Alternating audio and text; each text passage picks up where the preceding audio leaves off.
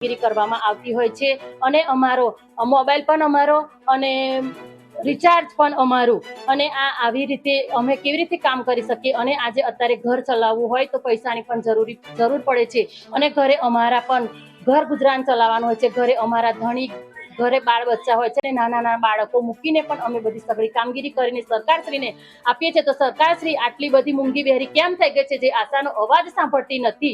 થોડી હિસાબની જે પદ્ધતિઓ છે એ બદલાવાને કારણે ડિલે માત્ર એમને ગરુડેશ્વર તાલુકાની આશાબેનોને થયું છે એવું નથી, સમગ્ર જિલ્લાની આશાબેનોને પણ થયું છે અને કર્મચારીઓને પણ થયું છે વ્યવસ્થાઓ બદલાવાથી. પણ હવે સેટલ થઈ ગયું છે આ મહિનાથી.